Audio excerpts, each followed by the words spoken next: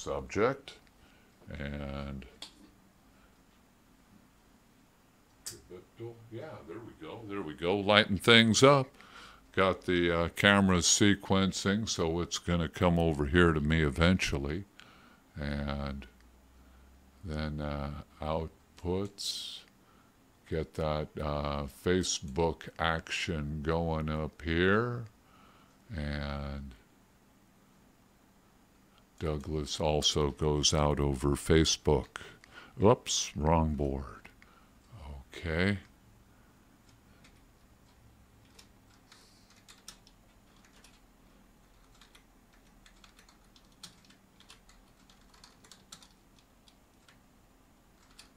Islam show, yeah, on the go.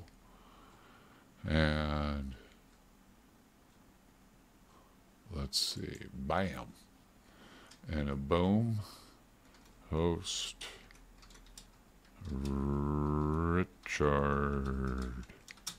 Slezak. Okay, wonder if I can.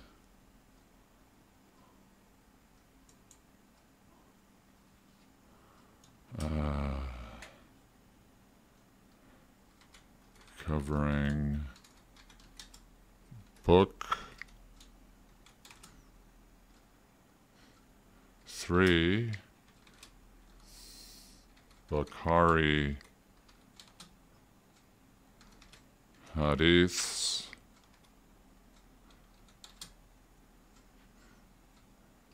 history,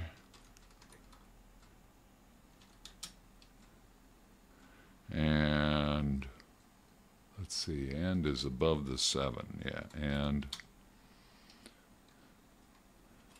Surah 8. All rightius. Okay, back up here to start broadcast. 3, 2, 1. Bam, we're going. Got 7:04 here at the Voice of Stockton, and time for a short weather forecast. Whoop. All righty, here in California, far up the valley, we have red flag warning up in Shasta and Siskiyou County. It looks like some of Tehama County. Over in Mendocino, Trinity counties, Humboldt, East Humboldt, look to have a flesh tone kind of thing. Heat advisory looks to be it. Heat advisory big down the San Joaquin Valley, covering the whole San Joaquin Valley.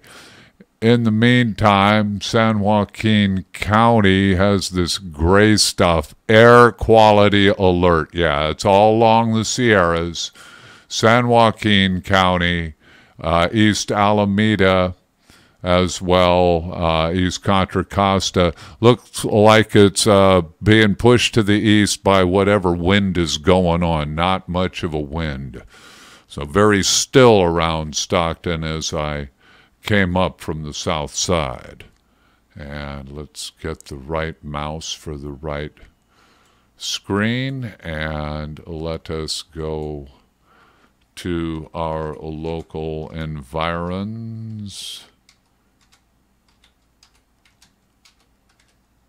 And boom.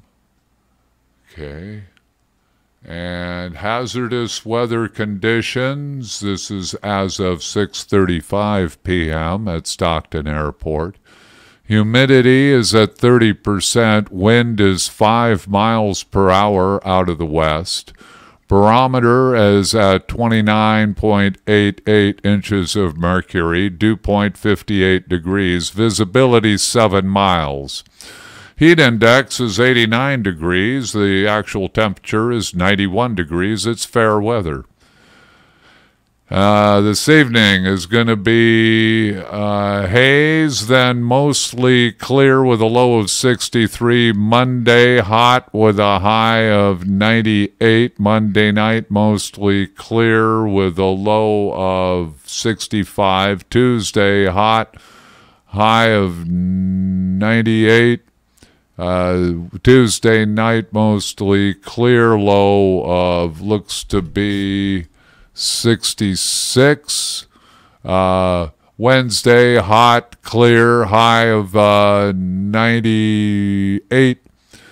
Mostly clear Wednesday night with a low of 63. Thursday, hot and clear with a high of 96. And then Thursday night, clear with a low of looks to be 62. All righty, continuing here at thevoiceofstockton.org. We got 7:08 p.m. And we have wonderful sponsors. We'd like you to be one. And they are Hotel Furniture Liquidators, 1648 North Shaw Road. Nearest cross street is East Fremont, east of 99. Furniture for your home. The Miracle Mile Bookstore, 2210 Pacific Avenue, and Doors Book Recyclery at 2310 Pacific Avenue. Wonderful places to pick up books for your family, for yourself. I believe you can do some trading as well. And for the free book stands. Custom Plastics and Signs, 326 East Dr. Martin Luther King Boulevard. Does plastic fabrication, makes signs, stencils, vehicle and boat graphics, T-shirt printing, business card printing. They'll fabricate up a display for you. Plus, you can get the real stuff and build all the plastic thingies you want.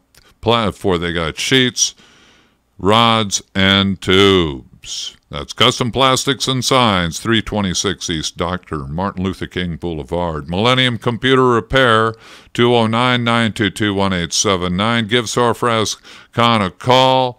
He can do performance improvement, replace parts, has access to all computer parts, and he'll pass them along at a low, reasonable price to you. Data backup he can provide. And again, that's Millennium Computer Repair, 209-922-1879. Habitat for Humanity Restore. Oh, yeah. Do you have some leftover tools, equipment, building materials, building accoutrements from a project? Hey, donate them. Let somebody else get some use out of them. Habitat for Humanity Restore, 4933 North West Lane, 100 yards south of March Lane. And always new stuff arriving daily for your project on your building or your home. Tender Donuts, we bake fresh daily, 7 days a week at 1304 East Dr. Martin Luther King. 1304 East Hammer Lane. Yeah, that's Tender Donuts, we bake fresh daily, 1304 East Hammer Lane. Leaders T-shirt printing and business cards, 500 East Lodi Avenue at Garfield in Lodi. All righty, you can be a sponsor too. Give us a call here at 467-4455. We're 231 West Bedford, right next to 2001 Pacific Avenue. We're going on the air soon. We're multimedia. Come on board. Support community radio. We're the incubator for creativity. Things going on around Stockton. We got August 31st, September 1st and 2nd, Stockton Powwow at the University of the Pacific. It's the 37th annual. And then Thursday, September 6th, is a hair-raising affair. It starts at 5 over at the Stockton Civic Theater. Take some pesos. things going on here in town as I see them. Our summer wonderland was wonderful. Coming up Sunday, September 9th, is the 4th annual Chicano Community Program Radio Reunion and Car Show. So it's presented by us, and oh my, it's going to be at Oak Grove Regional Park. So that'll be a daytime thing, so come on down. Or come on up, whichever direction you are traveling. Actually, we're all traveling along curves covering the surface of the earth. So north is, if you're coming from the north, that usually means south is down, north is up. All righty, continuing to march. Let's keep things on the road here. We got 7:13 p.m. and gonna head on over to my own computer. And need to turn on the microphones. Bam, sucker. Yeah, get them up there. So yes, and need to get the recorded portion of this show going. All righty, now we're about to go into the Islam show, and this is recorded for playback, and so 018-07-29, yeah. And this is Sunday Night Islam.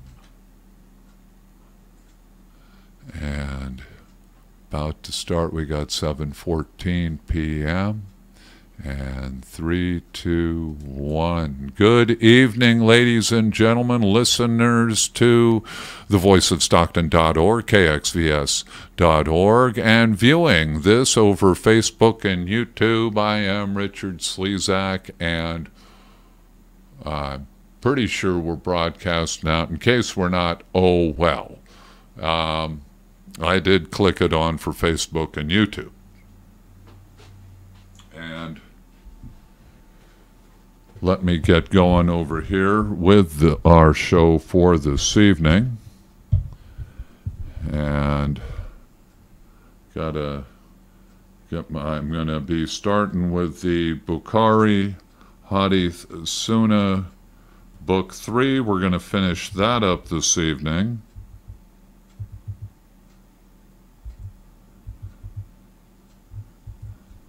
And I have that on a PDF. Got it from thehouseofislam.org.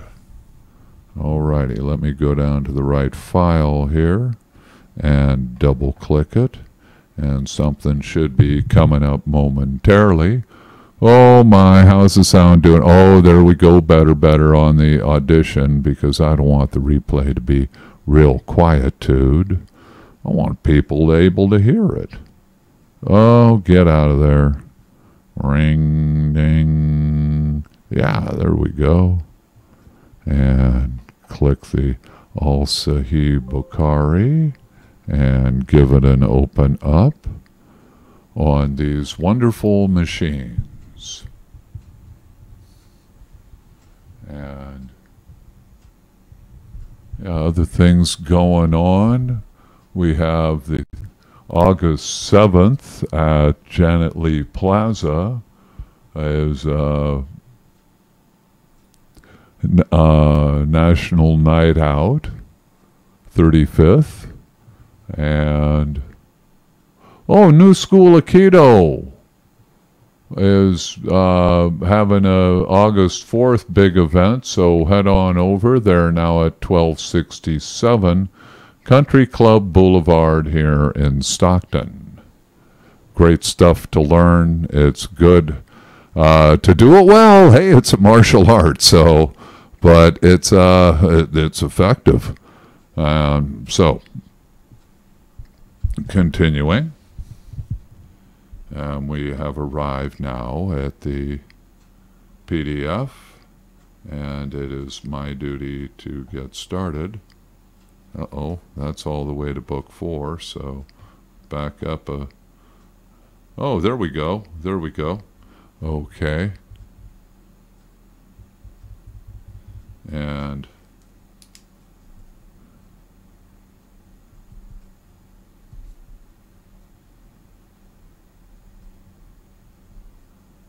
we do have 717 here at the Voice of Stockton. And number 132 is narrated by Salama. Salama came to Allah's apostle and said, "Verily, Allah is not shy of telling you the truth. Is it necessary for a woman to take a bath after she has had a wet dream, that is, nocturnal sexual discharge?" The Prophet replied, "Yes, if she notices a discharge." Salama then covered her face and asked, "O Allah's apostle, does a woman get a discharge?" He replied, "Yes, let your right hand be in dust," an Arabic expression you say to a person when you contradict his statement, meaning you will not achieve goodness. Oh, and so in effect, that's in parentheses. Continuing, and that is why the son resembles her mother, his mother.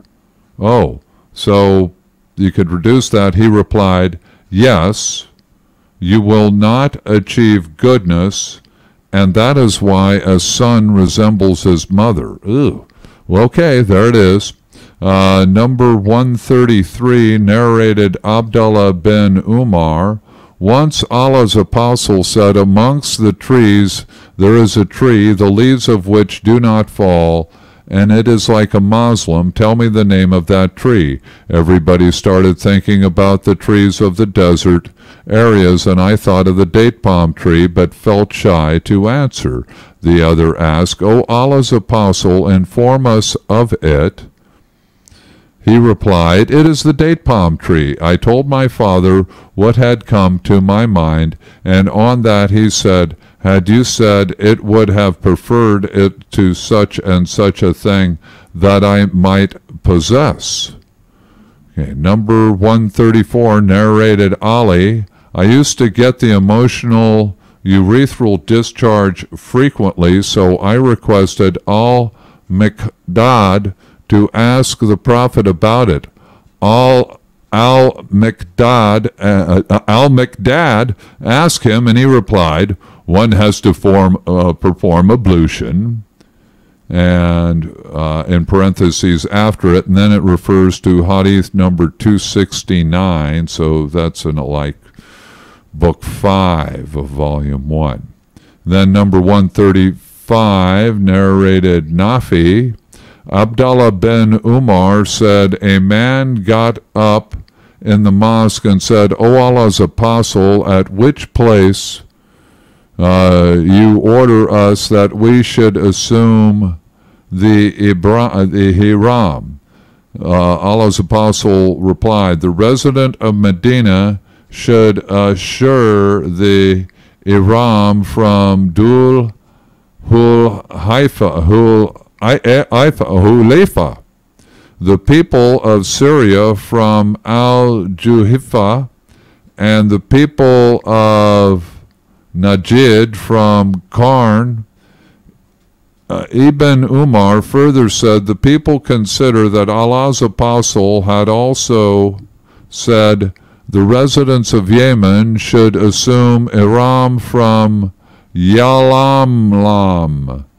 Ibn Umar used to say, "I do not remember whether Allah's apostle had said the last statement or not." And those are locations as you approach from those others, from, for instance, Syria or Medina. that are within X number of days' journey to Mecca, if not only a day's journey out, maybe 3 or 5, to assume Iram, and that is restricts what you're supposed to do in order to get your mind right with Allah. Narrated Ibn Umar, a man asked the Prophet, what kinds of clothes should a Multron, a Muslim pretending to perform or intending to perform Umrah or Hajj wear? He replied, he should not wear a shirt, a turban, trousers, a head cloak, or garment scented with saffron or wars. That's a kind of perfume, that's in parentheses. Continuing, and if he has no slippers, then he can use cuffs, that is, leather socks, but the socks should be cut short so as to make the ankles bare. And in Volume 2, number 615 is a similar hadith. Alrighty, well, that is that finishes book 3. And what time we getting to have here? 7:23, and book 3, and that was through 136. Okay, we're going to put the magic box aside, and let me tend to that, because we'll be able to rely on books. Yeah. I like books. I hope you like books. We can learn from books, and I'll be sharing with you. Okay. And that puts the clock kind of far away from me, but it gets it. It's kind of a big clock. I got one on the wall as well.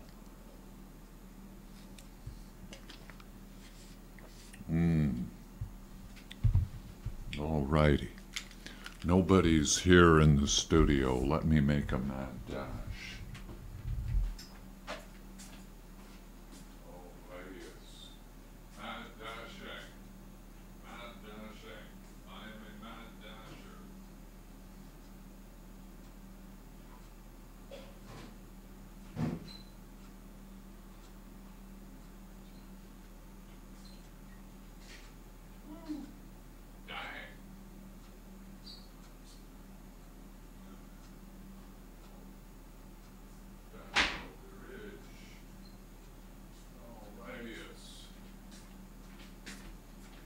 Back in.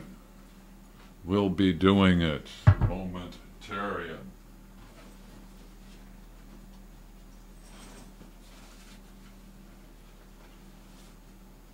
All right, all right.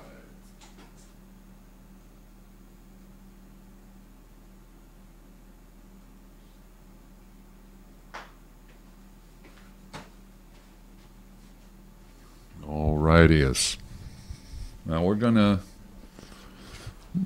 do some history, and I got a book on the history of Islam by John A. Williams, and we're just going to hit some things here.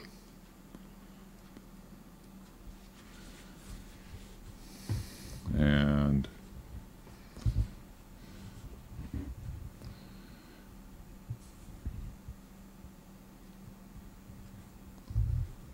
one of the chief religious sciences of Islam rose to sift the stories of this transmitted and investigative veracity of each transmitter. That had to do with the passing of the hadith. Now let's see. Kind of angle these towards me, I guess, might be best. Muhammad's revelation, as we know, started in the stony valley of Mecca, It was a water stage on the ancient spice and incense road which connected South Arabia and the trade of the Indian Ocean with the civilizations of the Mediterranean world. It was a confused and lawless time. The ancient civilization of South Arabia had broken down. Its daughter culture, Abyssinia, was now Christianized from Egypt, and it had invaded southern Arabia across the Red Sea.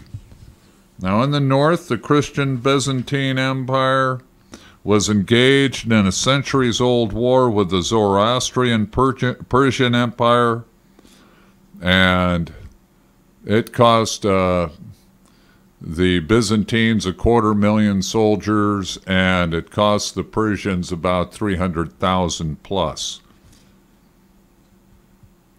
Now, the Arabian Peninsula was dependent on the diminishing caravan trade between south and north.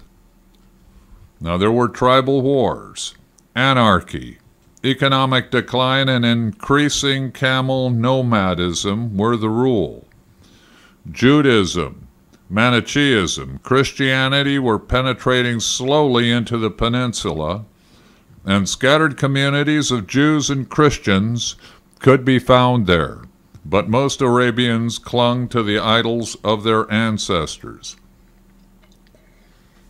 Now let me do a quick computer check over here of the audition, and let's see everything I like to see. There, we're looking good there, and we're looking good there.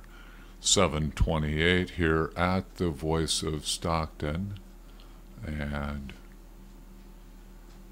my hope is that we are going out over Facebook and YouTube. Okay, continuing, and just hitting some highlights here. Now, around Mohammed's party, within the tribe, this is around 610, on whom the leaders of the Quraysh looked with disfavor and alarm.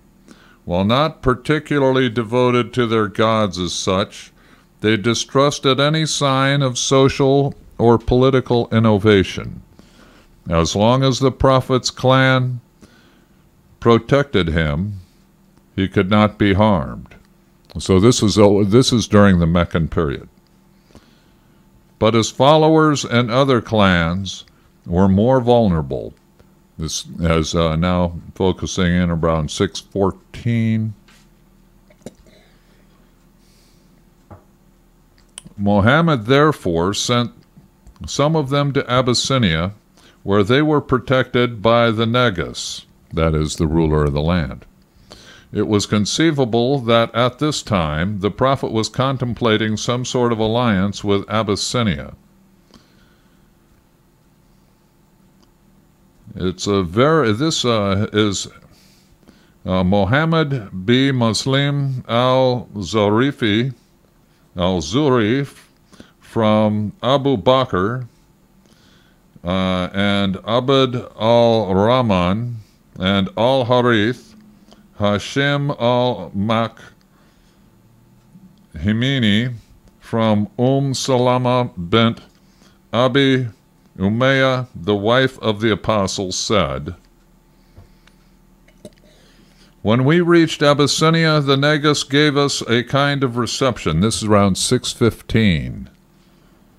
"We safely practiced our religion and worshipped God and suffered no wrong in word or deed. When the Quraysh got to know that, they decided to send 2 determined men to the Negus to give him presents of the choicest wares of Mecca. They were to give their presents to the Negus and ask him to give up the men before he spoke to them. But the Negus summoned the apostles' companions, and when they came into the royal presence, they found the king had summoned his bishops with their sacred books exposed around them. He asked them what was the religion for which he had forsaken their people without entering his religion or any other. Ja'far ben Abi Talib answered, O king, we were an uncivilized people, worshipping idols, eating carrion, committing abominations, breaking natural ties, ill-treating guests, and our strong devouring our weak. Thus we were, until God set us an apostle whose lineage, truth, trustworthiness, and clemency we knew. He summoned us to acknowledge God's unity and to worship him and renounce these stones and images which we and our fathers formerly worshipped. He commanded us to speak the truth, to be faithful to our engagements, mindful of the ties of kinship and kindly hospitality, and to refrain from crimes and bloodshed. He forbade us to commit abominations and to speak lies or to devour the property of orphans or vilify chaste women. He commanded us to worship God alone and not to associate anything with him. We followed him in what he brought from God, and we worshipped God alone. We treated as forbidden what he forbade, and as lawful what he declared lawful. Thereupon our people attacked us, treated us harshly, to try to make us go back to the worship of idols instead of worship of God, and to regard as lawful the evil deeds we once committed. When they treated us unjustly and came between us and our religion, we came to your country, having chosen you above all others. Here we have been happy in your protection, and we hope we shall not be treated unjustly while we are with you, O king. The Negus asked if they had with them anything that had come from God. When Ja'far said that he had, the Negus commanded him to read it to him, so he read a passage from Surah 19 that's titled Mary. And that's a rather late Meccan surah, around 620. The Negus wept until his beard was wet, and the bishops wept until their scrolls were wet, when they heard what he read.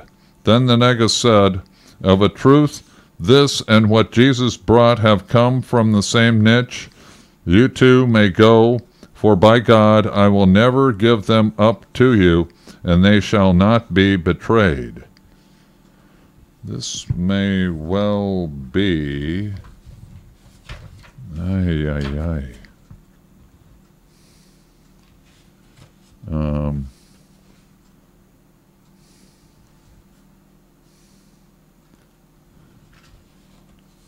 Oh, heck. I'm checking out a footnote here. I'm just noticing one. Oh. And these verses refer to human conception and gestation. No. Golame. Oh, okay. That might have been it. And... Oh!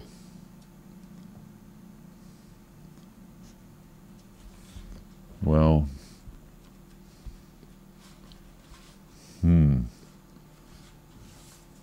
That's in the Muhammad the Messenger. Uh-oh. 3.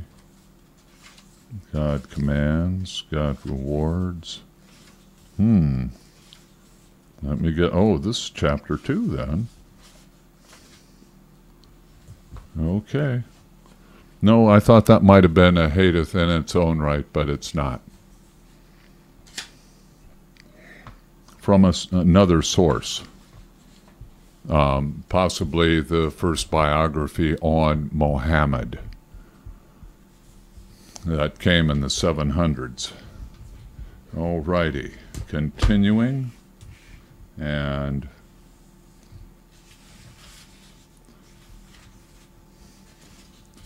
'69. The Bani Hashem Muhammad got a new leader. This is around 622 now. Muhammad's uncle Abu Lahab was allied by marriage with the leaders of the Meccan oligarchy. Since Muhammad could no longer rely upon protection of his clan, his life and his mission were in danger. It was becoming clear that the chaotic nature of Arabian society, that his preaching take a political form in order to be effective. He therefore began to look for a new base for his movement with another tribe founded in the people of Medina, a sizable oasis to the north. And again, that was around 620 that alliance started to form, but he didn't want to leave Mecca, and he knew that he still had to hang there, and nothing was for sure. Okay, now on to 71. Except for Abu Bakr and Ali, none of his supporters were left but those under restraint and those who had been forced to apostatize. When the Quraysh saw that the apostle had a party and companions not of their tribe and outside their territory, and that his companions had migrated to join them, and knew that they had settled in a new home and had gained protectors, they feared that the apostle might join them, since they knew that he had decided to fight them.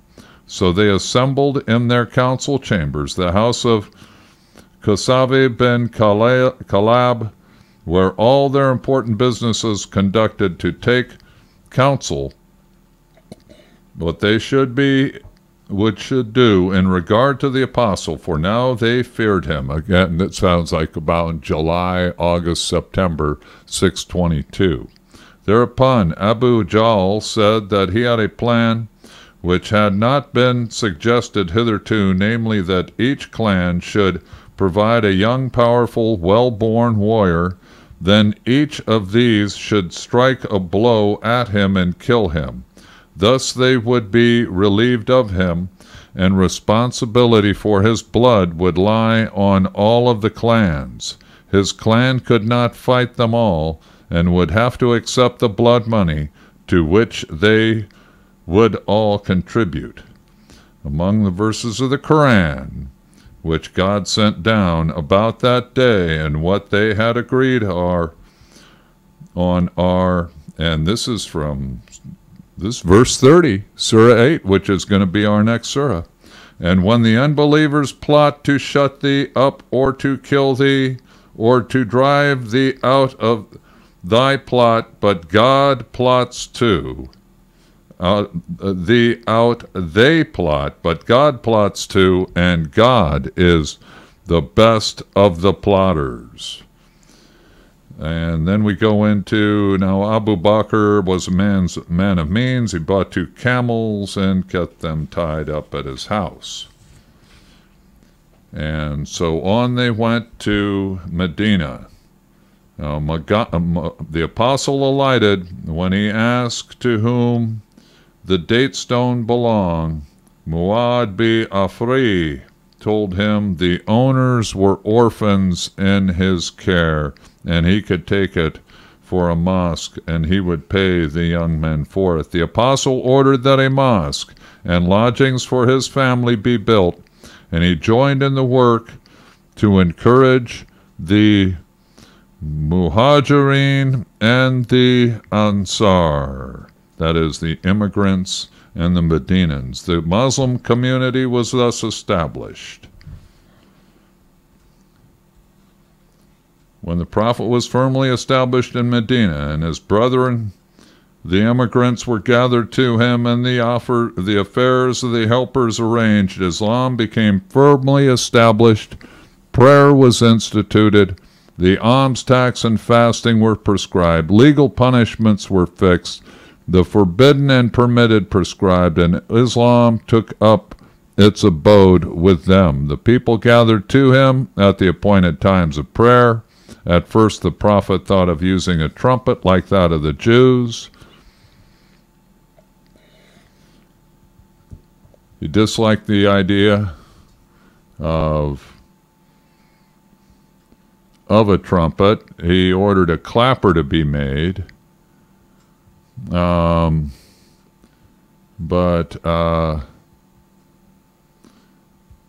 one of his followers, Abdullah ben Zayd, heard a voice in a dream and came to the apostle saying, "A phantom visited me in the night. There passed by me a man wearing 2 green garments, carrying a clapper in his hands, and I asked him to sell it to me. When he asked me what I wanted it for, I told him it was to summon people to prayer, whereupon he offered to show me a better way. It was to say thus," and I got something.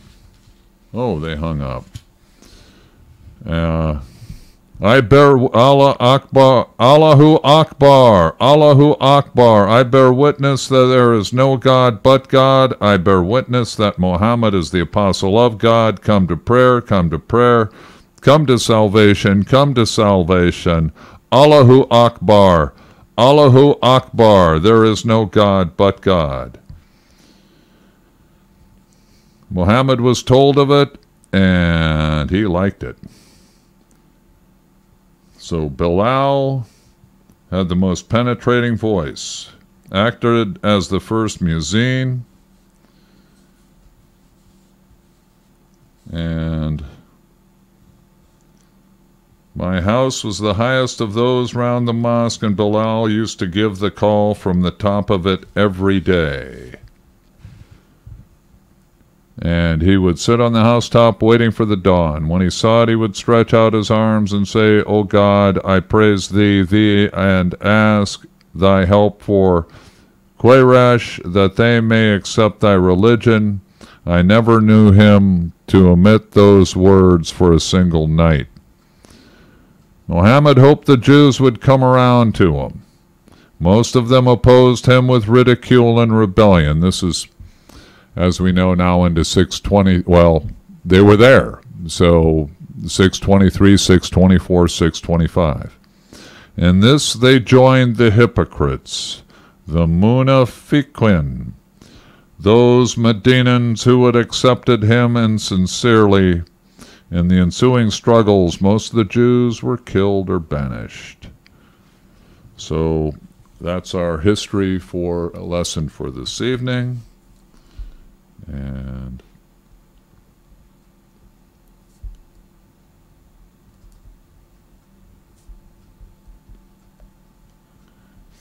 and now we are going to go on to Surah 8, and we're going to utilize the N.J. Dawood translation. No footnotes in that, not even verses. So how we doing with this microphone? Let me go over and check the computer, or our numerous computers. Get the screens up here going. A little kind of not necessarily a sound check, but just how we doing there. All right, all right. Doing well on the addition, doing well on the XSplit, and doing fine. 7:45, you are webtuned to thevoiceofstockton.org, kxvs.org, and Facebook and YouTube. I am Richard Slezak, and oh my, don't even have a camera facing over that direction. Well, I'll just deal with this one. How about that? And as well, that one we can leave over that way. All righty. Got the tomes of literature here. And N.J. Dawood, he didn't arrange his surahs the same way that normal translations are arranged. And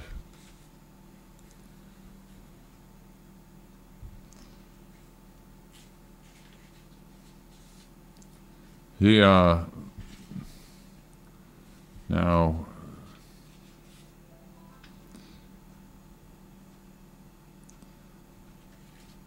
Again, Muhammad was born in 570. His mother died in 576. He married Khadija in 595.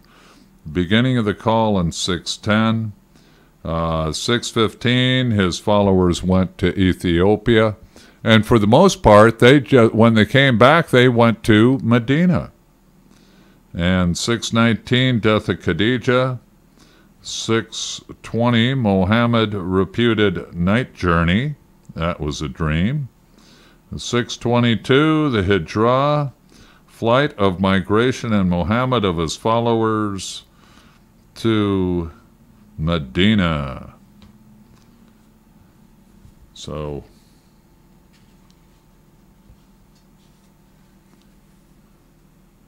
we continue. That was the exordium. In the name of Allah, the compassionate, the merciful. Praise to Allah, Lord of the creation, the compassionate, the merciful, King of Judgment Day. You alone we worship, and to you alone we pray for help.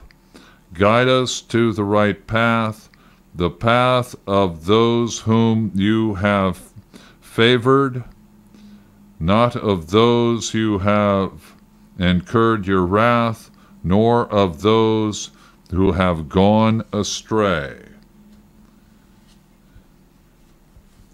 So here we go with the spoils. And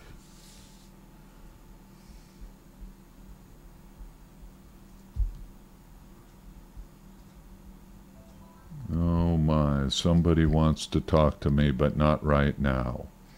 Shouldn't have the phone in here.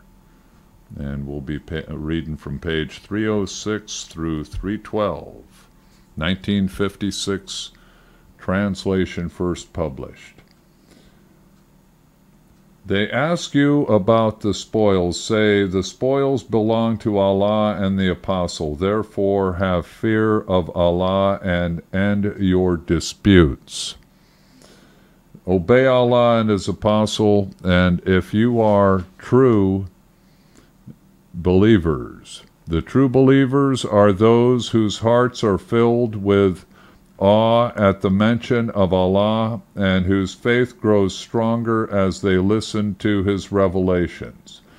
They are those who put their trust in their Lord, pray steadfastly, and bestow in alms that which we have given them. Such are the true believers. They shall be exalted and forgiven by their Lord, and a generous provision shall be made for them. Testing, testing. Okay.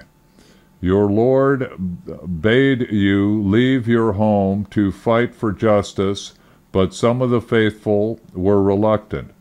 They argued with you about the truth that had been revealed, as though they were being led to certain death.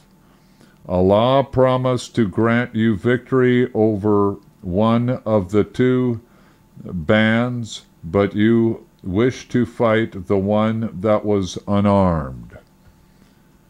He sought to fulfill His promise and to annihilate the unbelievers, so the truth should triumph and falsehood be discontinued, though the wrongdoers wished otherwise. When you prayed to your Lord for help, He answered, I am sending you to your aid 1,000 angels in their ranks.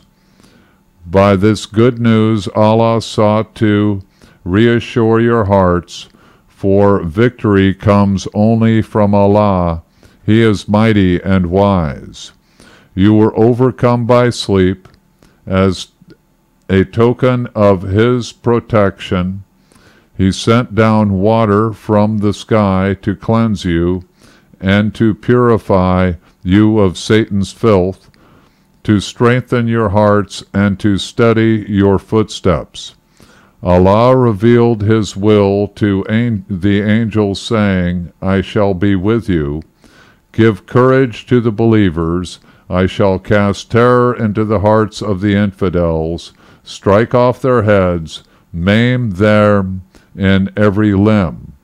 Thus we punish them because they defied Allah and his apostle. He that defies Allah and his apostle shall be sternly punished. We said to them, feel our scourge, hellfire awaits the unbelievers. Believers, when you encounter the armies of the infidels, do not turn your backs to them in flight. If anyone on that day turns his back to them, except it be for tactical reasons, or to join another band, he shall incur the wrath of Allah, and hell shall be his house, an evil fate. It was not you but Allah who slew them. It was not you who smote them. Allah smote them so that he might richly reward the faithful. He hears all and knows all. He will surely thwart the designs of the unbelievers. If you were seeking a judgment, now has a judgment come for you. If you desist, it will be best for you. If you resume your war against the faithful, we will return to their assistance, and your forces, superior though they be in numbers, shall avail you nothing, for Allah is with the faithful. Believers, obey Allah and his apostle. Do not forsake him. You have heard the truth. Do not be like those who say, we hear, but give no heed to what they hear. Oh my, things are a little sticky in here. The meanest beasts in Allah's sight are those that are deaf, dumb, and devoid of reason. Had he perceived any virtue in them, he would have surely endowed them with hearing, but even if he had made them hear, they would have turned away and refused to listen. Believers, obey Allah and the Apostle when he calls you to that which gives you life. Know that Allah stands between men and his desires, and that in his presence you shall all be assembled. Guard yourselves against temptation. The wrongdoers among you are not the only men who will be tempted. Know that Allah's punishment is stern. Remember how he gave you shelter when you were few in number and persecuted in the land, ever fearing the onslaught of your enemies. He made you strong with his help and bestowed great benefits upon you, so that you might give thanks. Believers, do not betray Allah and the Apostle, not knowingly violate your trust. Know that your children and your worldly goods are but a temptation, and that Allah's reward is great. Believers, if you fear Allah, he will give you guidance and cleanse you of your sins and forgive you. The bounty of Allah is great. Remember how the unbelievers plotted against you. They sought to take you captive and have you killed or banished. They planned, but Allah plotted also. Allah is most profound in his machinations. Whenever our revelations are recited to them, they say, we have heard them. If you wished, we could invent the like. They are but fables of the ancients. They also say, Lord, if this be your revealed truth, rain down upon us stones from heaven, or some dreadful scourge to punish us. But Allah was not punished them whilst were dwelling in their midst.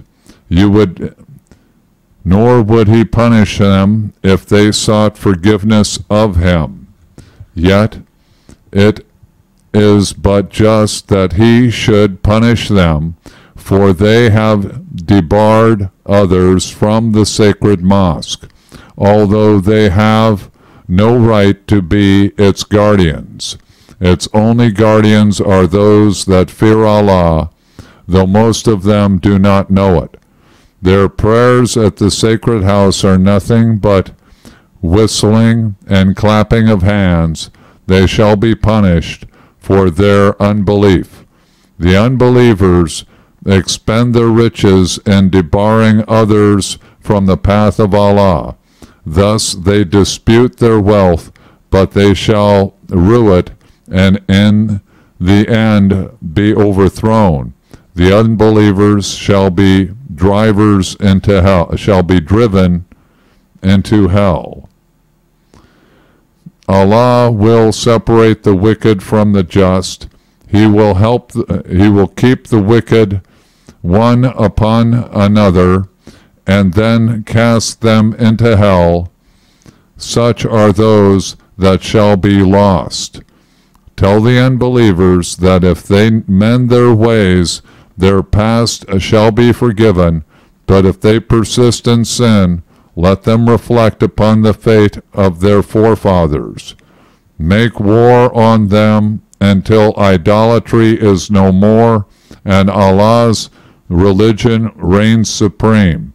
If they desist, Allah is recognizant of all their actions. But if they give no heed, know then that Allah will protect you. He is the noblest helper and protector. And looks like we're coming up on 8 o'clock here at the Voice of Stockton.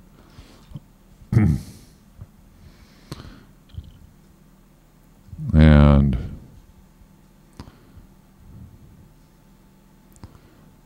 know that to Allah, the apostle, the apostles' kinfolk, the orphans, the needy, and the wayfarers shall belong 1/5 of your spoils.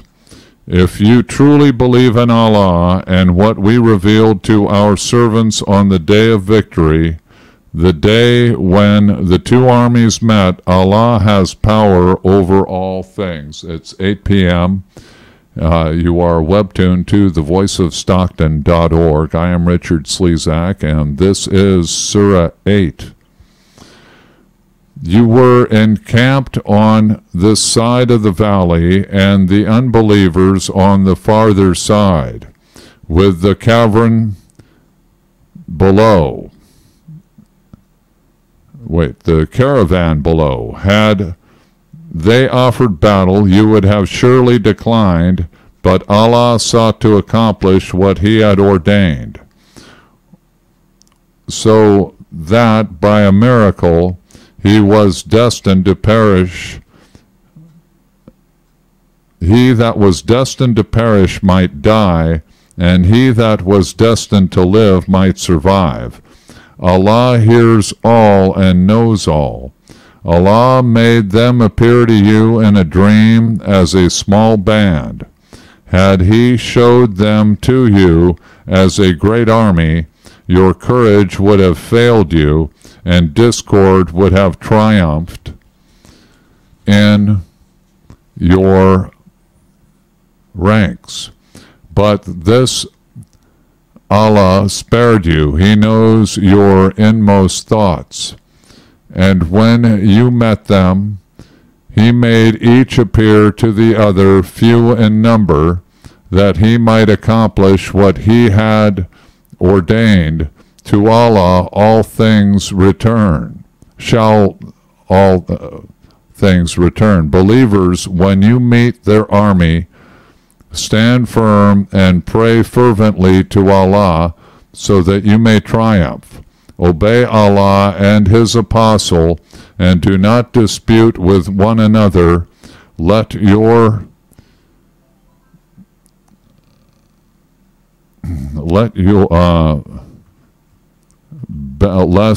should lose courage and your resolve weaken. Have patience, Allah, with those that are patient. Do not be like those who left their home elated with insolence and vainglory.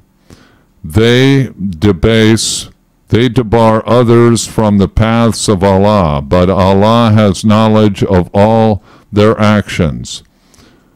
Satan made their foul deeds seem fair to them. He said, no man shall conquer you this day. I shall be at hand to help you. But when the two armies came within sight of each other, he took to their heels, saying, I am done with you, for I can see what you cannot. I fear Allah, His punishment is stern. The hypocrites and the cowards said, their religion has deceived them, but he that puts his trust in Allah shall find Allah mighty and wise.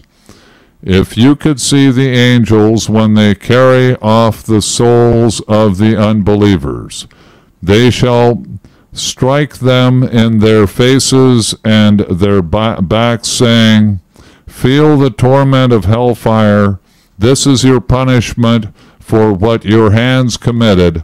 Allah is not unjust in His servants. Like Pharaoh's people and those who have gone before them, they disbelieved Allah's revelations. Therefore Allah will smite them in their sinfulness. Mighty is Allah, and stern His retribution. Allah does not withhold His favors from men until they change what is in their hearts. Allah hears all and knows all. Like Pharaoh's people and those who have gone before them, they disbelieved the revelations of their Lord. We will destroy them in their sinfulness as we drowned Pharaoh's people. They were wicked men all. The basest creatures in the sight of Allah are the faithless who will not believe, those who time after time violated their treaties with you and have no fear of Allah. If you capture them in battle, discriminate between them and those that follow them, so that their followers may take warning. If you fear treachery from any of your allies, you may retaliate by breaking off your treaty with them. Allah does not love the treacherous. Let the unbelievers not think that they will escape us. They have not the power so to do. Minister against them all the men and cavalry at your disposal, so that you may strike terror into the enemies of Allah and the faithful and others besides them, who may be unknown to you, though Allah knows them.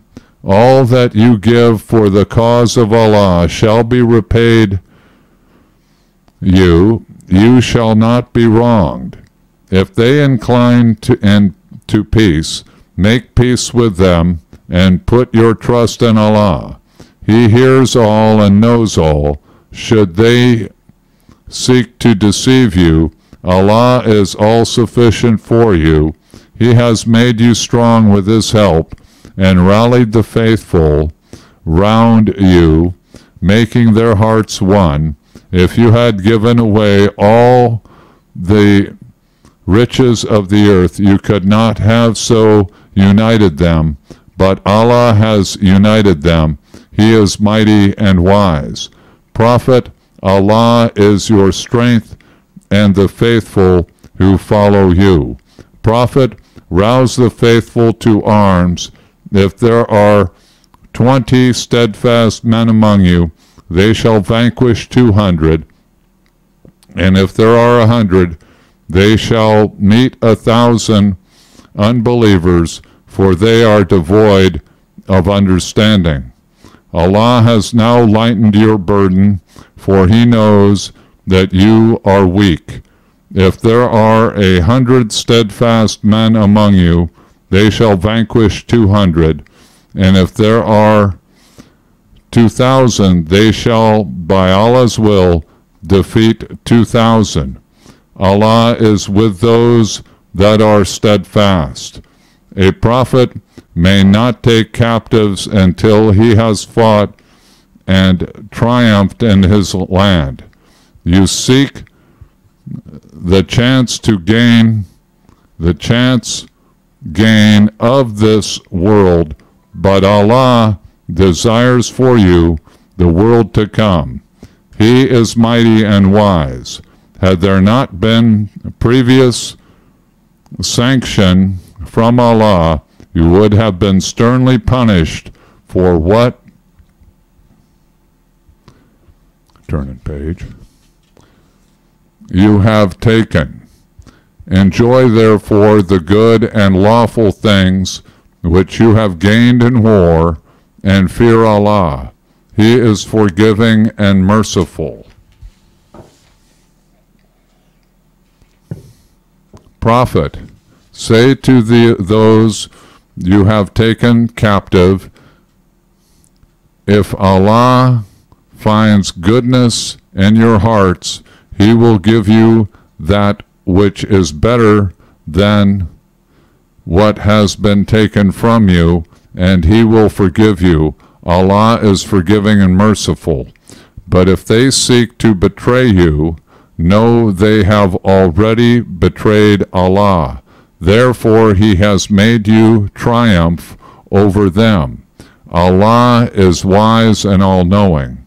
Those who have embraced the faith and fled their homes and fought for the cause of Allah with their wealth and their persons, and those that sheltered them and helped them shall be friends to each other. Those that have embraced the faith but have not fled their homes shall in no way become your friends until they too leave their city.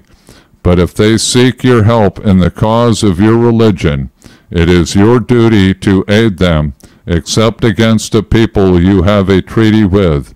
Allah is cognizant of all your actions. The unbelievers will give aid to one another. If you do not do the same, there will be persecution in the land and great corruption. Those that have embraced the faith and fled their homes and fought for the cause of Allah, and those that have sheltered them and helped them, they are the true believers. They shall receive mercy and a generous provision. Those that have since enhanced the faith and fled their homes to fight with you, they too are your brothers. Although according to the book of Allah, those who are bound by ties of blood are nearest to one another, Allah has knowledge of all things. That was Surah 8 from the N.J. Dawood, 1956 translation, and we have 8:11 p.m. to 3:12. All right, all right. Yeah, let me check the computers over here. and make sure things are going along swimmingly. And looks like we have about 58 minutes into the show, and it's 8:12 p.m. And check looks like we're still transmitting. And how is okay, 8:12 p.m. Oh my, somebody's been trying to call. And let me take a look, see. Might be some sort of emergency.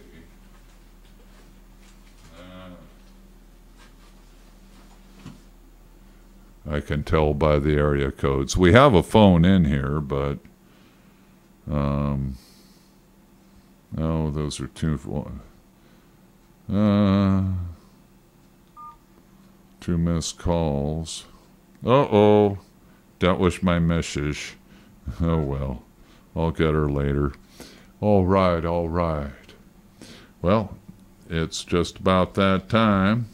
And so this evening we finished up book 3, and that's of knowledge, religious knowledge, and how to live kind of knowledge, according to Islam. Covered some history, and seems we're up at the Surah 8 had references to the caravan raids, and seems the Battle of Badr in 624, and I'm going to make kind of a double check on that because we had a handy dandy. Oh, wait a minute, maybe not in here, maybe over in here. And it's just about end of show.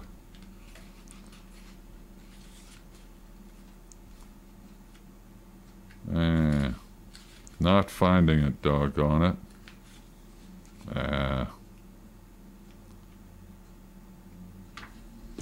Shucks. Okay, here we go. We're going to close with this, and that's 628, 615.